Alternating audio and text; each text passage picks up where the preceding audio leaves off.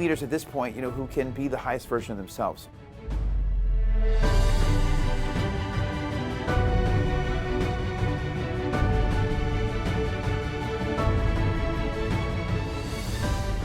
I grew up in a very middle-class family. My mom was a school teacher and then a counselor, and my dad was a teacher and then a law professor.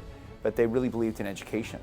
So they bought the worst house in the best school district to send my sister and me to good public schools. And I really feel like we benefited from that version of the American dream. And I want that American dream to work for everyone in my district. We fund education differently on where you live. And that's a problem. That's something we have to change. It all comes down to public policy, right? We need to invest in good schools and education. We need to invest in affordable housing. We need to solve the homelessness issue and work on preventing wildfires. All these things will determine whether the next generation is going to have that American dream, and really even the specific California dream that I like to talk about.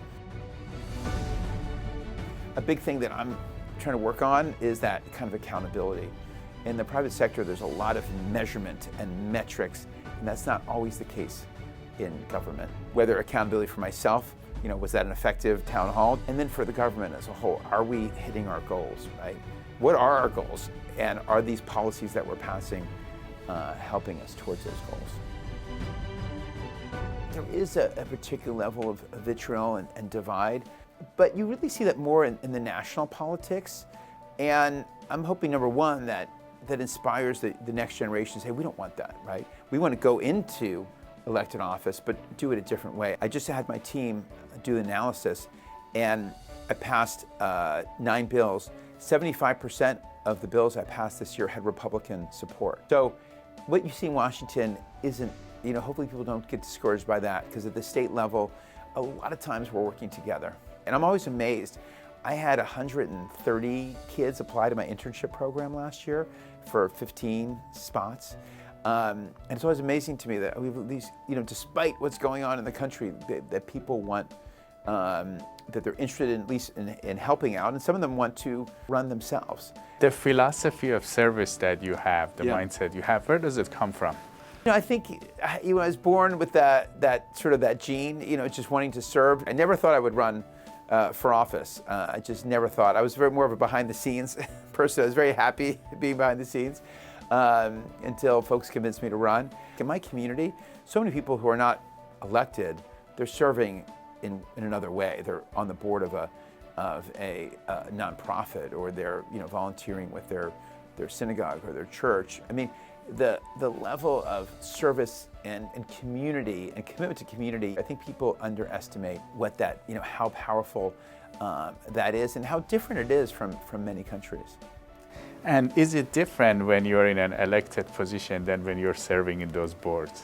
It is different, right? I still really enjoy being in touch with what's going on from social entrepreneurs, from the nonprofit sector, because sometimes they have ideas that we can help scale here. We went from, in my time here, from having no preschool effectively to really every kid in California having 1 year of preschool. Many low-income kids will get 2 years of preschool. And we've increased the wages of childcare workers significantly. Still, long way to go, but it's really helpful. There's real sacrifices, but the rewards are tremendous as well. And my family enjoys it, especially now my kids, a little older, they enjoy what I'm doing and seeing that I'm happy and seeing the impact that I'm having. Number one, you just realize we don't need perfect leaders. Don't let that be a hindrance. What you need is integrity, honesty, the ability to admit when you're wrong, we need leaders at this point, who can be the highest version of themselves. And I think if you have any of those characteristics, you can get involved. But you have to, have those relationships locally, right? Whatever you accomplish in the community, that's gonna follow you. So you can say, whether I volunteered at the food bank or I started this kind of program, that's something that's gonna help you if you want to run ultimately. And that's really how it happens. I've rarely seen the person, the woman or man who works harder lose. Generally, people who work harder when they're running, knock on more doors, they win.